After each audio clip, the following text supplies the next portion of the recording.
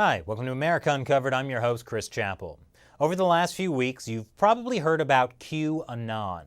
It's a movement that started about a year ago when a person or persons going by the moniker Q started making a storm on 4chan, and then Q doubled down by going on 8chan. Q claimed inside knowledge about President Trump and the Trump administration and their efforts to go after corruption and the deep state. So the question on everyone's mind is, who is Q? Some say an intelligence agent with high-level security clearance. Others say a conspiracy loon. I say they're all wrong. Q is clearly a reference to the extra-dimensional space entity from Star Trek: The Next Generation. The question now is the incredible power of the Q being. Do we dare oppose it? Think about it. A mysterious entity or entities going by Q goes viral, and suddenly Patrick Stewart is returning as Jean-Luc Picard in a new Star Trek series. Coincidence? I think we know what the real conspiracy is, sheeple. On the off chance, though, that Q isn't an elaborate publicity stunt for Star Trek, here's what you should know about him. Since the beginning of Trump's presidential run, there's been a recurring theme among some of his supporters. The United States is plagued by a deep state, a shadowy secret government rife with corruption that has been eroding traditional American values.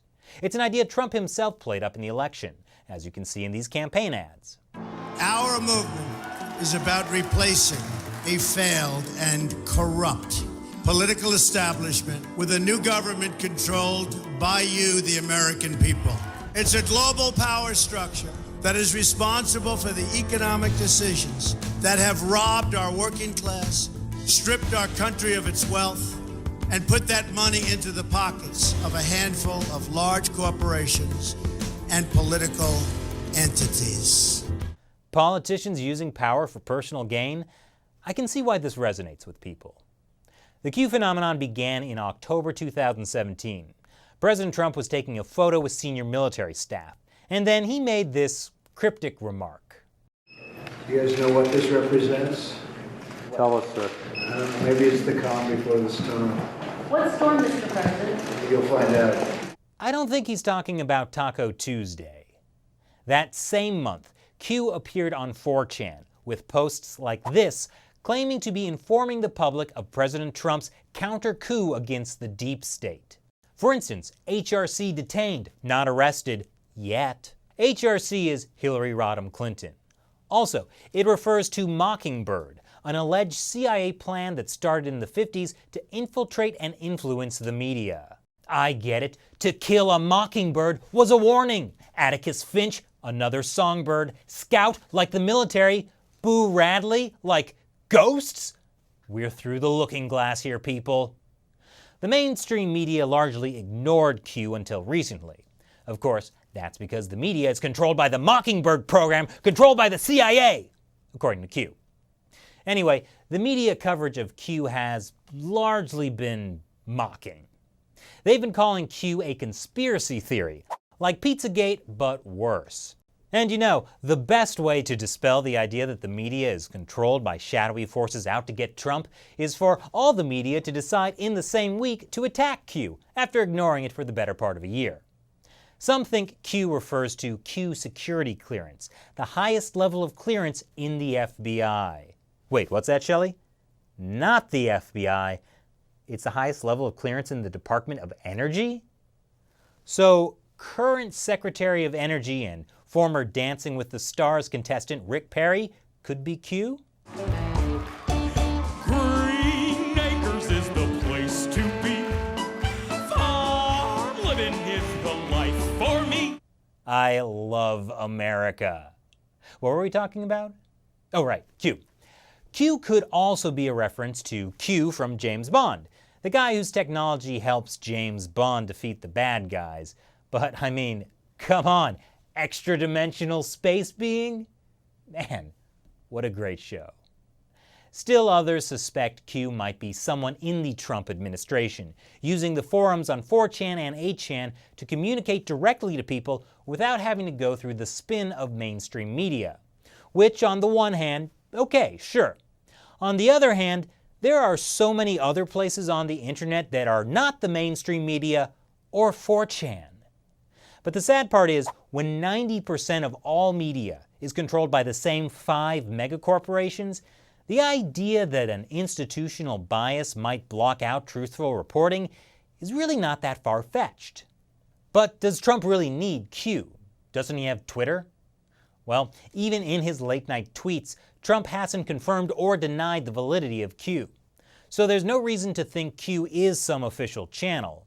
But it could be a guy with high-level security clearance. Or it could be a guy living in his mom's basement. Or both. Those two things are not mutually exclusive. Probably. Now, some of the claims Q has made are pretty out there. I've talked with people who research child sex trafficking. There are some pretty messed up things happening. I have yet to see definitive evidence that Clinton or Obama are involved in it, but that's what Q alleges.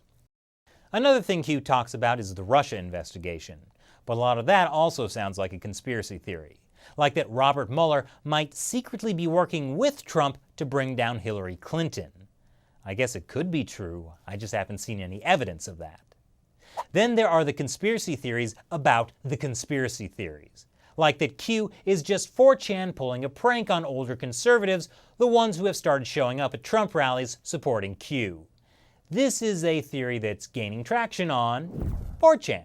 Or the theory that Q started as a prank by leftist activists based on the plot of an anarchist Italian novel published in the 1990s. Yeah, I don't even know how to explain that one. It's like staring into the abyss. But the debate over whether Q is legit or a prank will likely rage on.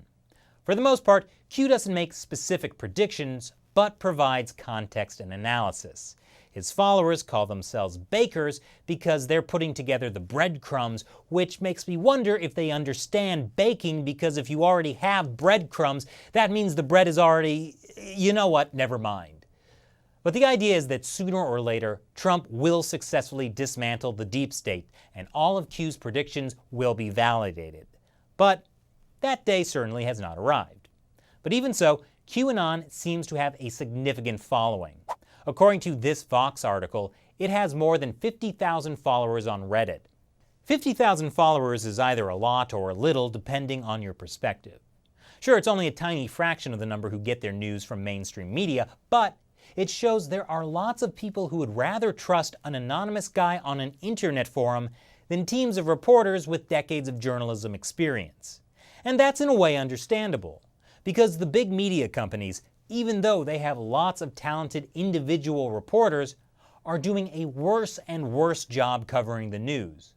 In the era of social media, the mainstream media has become more and more polarized and more clickbaity, trying to write stories as fast as possible that play to our emotions as much as possible. And sometimes they all just jump on the same bandwagon, like suddenly everyone starts to report on QAnon. Except me. I'm not doing this for clicks, I swear. And in times of political and media polarization, conspiracy theories flourish on all sides. Remember the left-wing conspiracy theory that George Bush created 9/11 as a false flag so he could go to war for oil in Iraq? How about the conspiracy theory that Trump was planning to stage a coup? Or every single conspiracy theory involving Russia? I'm not saying those conspiracy theories are true or untrue. I'm just saying we all love conspiracy theories. Maybe it's because all of us have a sense that something isn't quite right in American politics. And billion-dollar corporations that control nearly all the TV channels and newspapers are spending more time fanning the flames of controversies instead of conducting nonpartisan investigations, which even sounds too boring to get views.